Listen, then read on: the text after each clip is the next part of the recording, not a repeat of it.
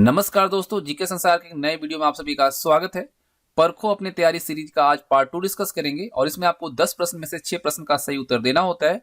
अगर आप 6 प्रश्न सही करते हैं तो आप इस टेस्ट को पास कर लेते हैं, अदरवाइज आप फेल हो जाते हैं। और जो क्वेश्चन हैं सभी प्रतियोगी परीक्षाओं को ध्यान में रख के बनाया गया है। तो अगर आपने इन क्वेश्चन को पढ़ा है, रिवाइज यहाँ से कर सकते हैं, और नहीं अगर जानते हैं तो यहाँ से आप जान सकते हैं। तो चलिए आपको मैं बता दूं कि हर प्रश्न के लिए आपको मात्र 5 सेकेंड का समय दिया जाएगा, उन्हीं में आपको आंसर देने। तो क्वेश्चन नंबर फर्स्ट की तरफ बढ़ते हैं और देखते हैं पहला क्वेश्चन क्या कहता है। पहला क्वेश्चन आपके स्क्रीन पर ये रहा, ध्यान से क्वेश्चन देखिएगा, उसके बाद आंसर कीजिएगा। निम्नलिखित में से कौन सी सबसे अधिक अभिक्रियाशील धातु है? चांदी, एल्यूमिनियम, लोहा और पोटेशियम। आपको बताना है कि सबसे अधिक अभिक्रियाशील धातु इन 4 ऑप्शन में से कौन सा है। आपका समय शुरू हो चुका है, तो इन्हीं 5 सेकेंड के अंदर आपको जवाब देना है। तो आपका समय होता है समाप्त। सही आंसर होगा पोटेशियम। देखिए पोटेशियम जो है, इसे हम किससे डिनोट करते हैं? के से डिनोट करते हैं। और इसका जो परमाणु संख्या होता है वो कितना होता है? 19 होता है। ठीक है। और एक ऐसा धातु है, क्षार धातु है। ठीक है, क्षारीय धातु है। आपको मैं बता दूं कि अगर हमारे शरीर में पोटेशियम की मात्रा बढ़ जाती है तो उसे क्या कहा जाता है? हाइपरकैलेमिया कहा जाता है। ठीक है, हमारे शरीर में अगर पोटेशियम की मात्रा बढ़ जाए तो उसे हाइपरकैलेमिया कहा जाता है। और पोटेशियम धातु जो है उसका निर्माण डेवी विधि के द्वारा होता है। ठीक है, किस पर निर्भर होता है? डेवी की विधि पर निर्भर होता है। और कई दफा पूछा गया है कि कौन सा ब्लॉक का ये एलिमेंट है पोटेशियम, तो ये आपका इस ब्लॉक का है। और ये कैसा होता है? इसका नेचर कैसा होता है? सॉलिड। ठीक है, कैसा है? सॉलिड में होता है। इसको डिस्कवर्ड किसने किया? तो हम्फ्री डेवी के द्वारा किया गया। कब? 1807 में। ठीक है, किसके द्वारा खोजा गया? हम्फ्री डेवी के द्वारा 1807 में। अगर देखिए यहां पे हम रिएक्शन की बात करें तो पोटेशियम अगर, ठीक है, पोटेशियम अगर पानी के साथ में रिएक्ट करता है, रिएक्शन करता है, तो पोटेशियम हाइड्रोक्साइड कहलाता है। यानी क्या बनेगा? KOH बनेगा जब पानी के साथ रिएक्शन करेगा। तो वहीं अगर ऑक्सीजन के साथ ये रिएक्ट करेगा तो K2O2 बनेगा, यानी कि पोटेशियम पेरोक्साइड बनेगा। और पोटेशियम हाइड्रोक्साइड जो है ये क्या है? स्ट्रॉन्ग बेस है। अभी तक ज्ञात जो आइसोटॉप्स है पोटेशियम के वो है आपके 25, जिसमें कि नेचुरल कितने हैं? 3 है। कौन कौन सा? तो 30, K39, K40 और K41, ये सभी जो है अभी ज्ञात है। ठीक है, चलिए क्वेश्चन नंबर 2 देखिए ध्यान से और आंसर कीजिए। क्वेश्चन नंबर 2 आपके स्क्रीन पर ये रहा। 1857 तक, लगभग 200 वर्षों तक, ठीक है, भारत के मुगलों में अगर देखा जाए तो मुगल सम्राट का निवास स्थान जो था वो कौन सा था? जहांगीर महल, लाल किला, आगरा का किला और परी महल। 1857 तक, लगभग 200 वर्षों तक भारत में जो मुगल सम्राट ने राज किया, उनका निवास स्थान कौन सा हुआ करता था? आपका समय शुरू होता है अब। इन 5 सेकंड में आपको आंसर देनी है। तो समय समाप्त होता है। सही आंसर होगा आगरा का किला। ठीक है, देखिए आगरा जो है इसको किसने बसाया था? सिकंदर लोदी। ठीक है, और सिकंदर लोदी ने 1506 में आगरा को राजधानी बनाया था। और आगरा का जो किला है वह 1983 में यूनेस्को के विश्व धरोहर स्थल में शामिल किया गया। चलिए अगला प्रश्न है, प्रश्न संख्या 3, ये रहा आपके स्क्रीन पर। ध्यान से क्वेश्चन को देखेंगे और आंसर करेंगे। Courts of India past to present पुस्तक के लेखक कौन है? शशि थरूर, सत्यार्थ नायक, जयंत कलिता और रंजन गोगोई। सही उत्तर क्या होगा इस प्रश्न का? आप जल्दी से कमेंट बॉक्स में कीजिए। आपका समय समाप्त होने वाला है। समय होता है समाप्त। सही आंसर होगा रंजन गोगोई। देखिए रंजन गोगोई जो थे वो हमारे देश के 46वें चीफ जस्टिस ऑफ इंडिया थे। ठीक है, और अगर इनके हम कार्यकाल की बात करें तो इनका कार्यकाल जो था 3 अक्टूबर 2018 से शुरू हुआ था और इनका रहा था 17 नवंबर 2019 तक। करीब 13 महीने का इनका कार्यकाल रहा था।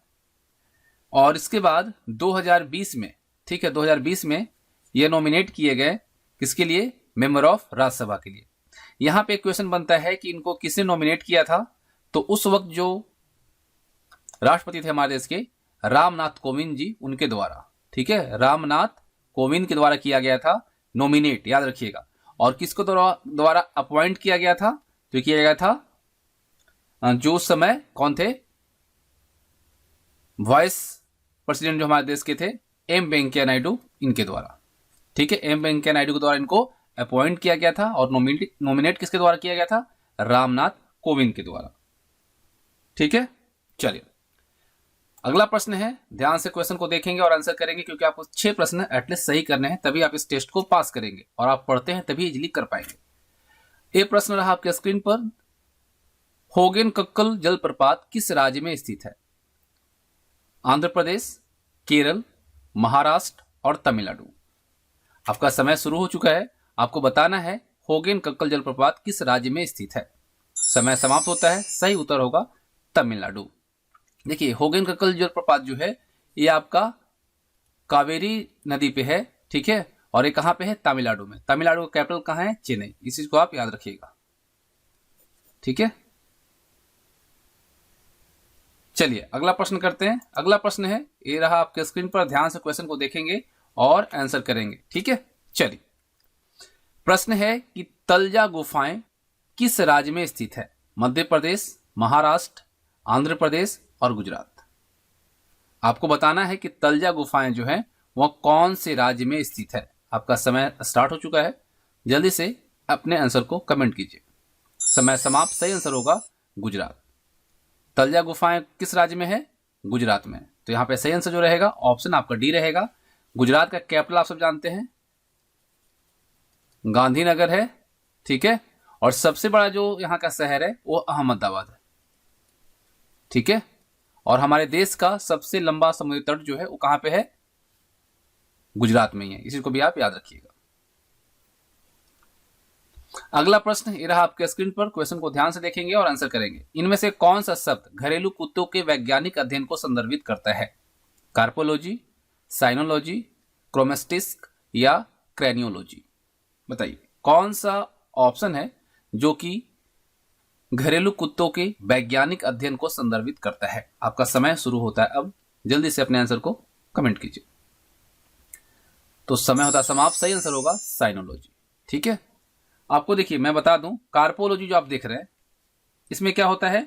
Study of structure of seeds and fruits, ठीक है। फल और उसके बीज जो होते हैं उसका जो साइज का अध्ययन होता है, ठीक है, और स्ट्रक्चर का जो अध्ययन होता है उसको हम कहते हैं कार्पोलॉजी। साइनोलॉजी में हम लोगों ने देखा कि घरेलू कुत्तों के वैज्ञानिक अध्ययन को कहा जाता है। और ये जो देख रहे हैं क्रोमेस्टिक्स, इसका अगर हम देखें तो इसका मतलब क्या होता है?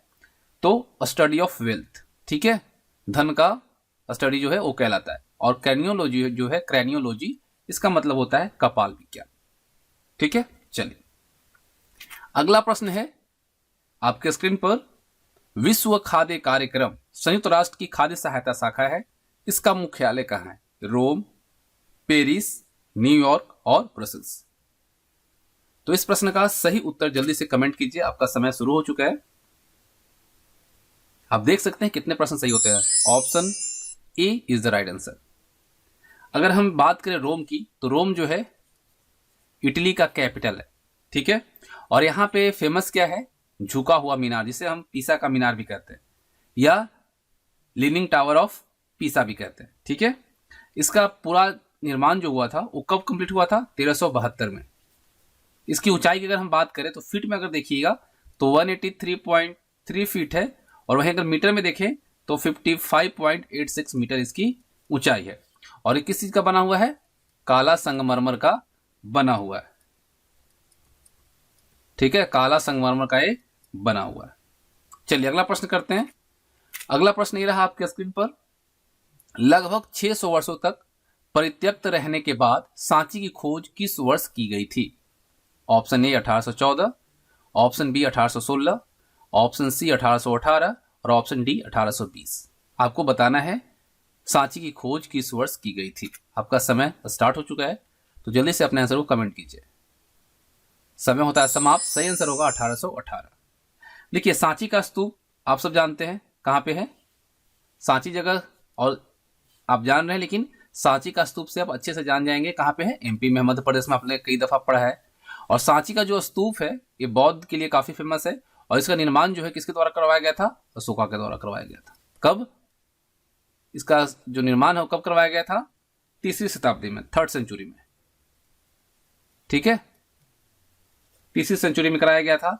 और वहीं अगर हम बात करें सांची का जो प्राचीन नाम जो था वो था आपका ककनव, ककनया, ककनावा,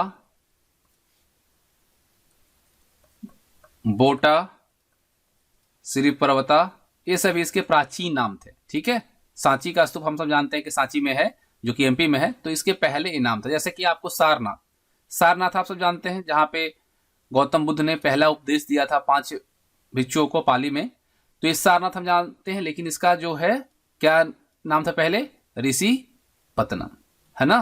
तो इस तरह से प्राचीन नाम इसका था। चलिए अगला प्रश्न करते हैं। अगला प्रश्न जो है ध्यान से देखिए और आंसर कीजिए। निम्नलिखित में से कौन सी ग्रंथि फेफड़ों के बीच में मौजूद है? हाइपोथैलेमस, पिनियल, पिट्यूटरी और थाइमस। जल्दी से बताइए इस प्रश्न का सही उत्तर क्या होगा।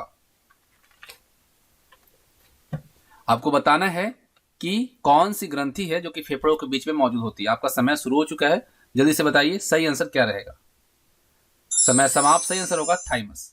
देखिए आपको मैं बताऊं, ये थाइमस जो आप देख रहे हैं, ये ग्रंथि जो है एक ऐसी ग्रंथि है जो कि बुढ़ापे के दौरान गायब हो जाती है। ठीक है, बच्चे में डेवलप होती है और धीरे धीरे जैसे आपका एज बढ़ता है यह क्या होती है? घटते जाती है, और ये बचपन में सबसे बड़ी ग्रंथि होती है। क्लियर। और साथ ही साथ आपको मैं बता दूं कि थाइमस की जब बात आई है तो ये कौन सी हार्मोन उत्सर्जित करता है, उत्पादित करता है? तो थाइमोसिन करता है। ठीक है, और ये टी कोशिकाओं से लड़ने वाली बीमारी के विकास को उत्तेजित करने के लिए रिस्पॉन्सिबल होता है। ठीक है, ये आपको अगर पूछा जाए कि कौन सी वो ग्रंथि है जो कि केवल युवावस्था में सक्रिय रहती है, एक्टिव रहती है, तो है थाइमस। और ये धीरे धीरे क्या होता है? घटते जाता है और ये वसा में कन्वर्ट हो जाता है, फैट में कन्वर्ट हो जाता है। ठीक है, तो उम्मीद करता हूं आप सबने 10 में से एटलीस्ट 6 तो सही करेंगे ही करेंगे। अगला प्रश्न आता है, 11 जुलाई को हर साल किस तिथि के रूप में या किस दिवस के रूप में मनाया जाता है? ऑप्शन ए आपका है विश्व स्वास्थ्य दिवस, ऑप्शन बी है विश्व पर्यावरण दिवस, ऑप्शन सी है विश्व जनसंख्या दिवस और ऑप्शन डी है विश्व जल दिवस। बताइए सही उत्तर इस प्रश्न का क्या रहेगा। 5 सेकंड के अंदर आपको आंसर करना है। तो समय होता है समाप्त। सही आंसर होगा विश्व जनसंख्या दिवस। ठीक है, वर्ल्ड पॉपुलेशन डे जो है हर साल 21 जुलाई को मनाया जाता है। तो यहां पे आपका 10 प्रश्न कंप्लीट होता है और उम्मीद करता हूं आप सबने 6 प्रश्न से ज्यादा सही किए होंगे। लेकिन अगर पूछा जाए विश्व स्वास्थ्य दिवस कब मनाया जाता है, जल्दी से कमेंट कीजिए, विश्व स्वास्थ्य दिवस कब मनाया जाता है? तो ये कब मनाया जाता है? 7 अप्रैल को। ठीक है, विश्व स्वास्थ्य दिवस कब मनाया जाता है? 7 अप्रैल को। ठीक है, और विश्व पर्यावरण दिवस कब मनाया जाता है? जल्दी से बताइए। देखिए ये सब तिथि जो है आपको याद रखना होगा क्योंकि इससे क्वेश्चंस आ जाते हैं। विश्व पर्यावरण दिवस कब मनाया जाता है? आपको पता है कि 1972 में संयुक्त राष्ट्र द्वारा पर्यावरण विषय पर संयुक्त राष्ट्र का महासभा आयोजित किया गया था और इसी में सुझाव दिया गया था कि पर्यावरण दिवस मनाया जाना चाहिए और ये 5 जून 1973 से इसे शुरू किया गया था। तो हम सब कब मनाते हैं? 5 जून को। ठीक है, हर वर्ष 5 जून को हम सब पर्यावरण दिवस मनाते हैं। वहीं अगर हम जल की बात करें, विश्व जल दिवस कब मनाया जाता है? जल्दी से बताइए, विश्व जल दिवस कब मनाया जाता है? सभी को यहां पे हम देख ले रहे हैं एक बार। तो ये कब मनाया जाता है? 22 मार्च को ही मनाया जाता है ना। तो अब देखिए कितने प्रश्न आपके सही हुए, और अगर आप ईमानदारी से सेशन को आपने सभी क्वेश्चंस को अटेम्प्ट किया है तो अपने स्कोर जो है कमेंट बॉक्स में शेयर कीजिएगा।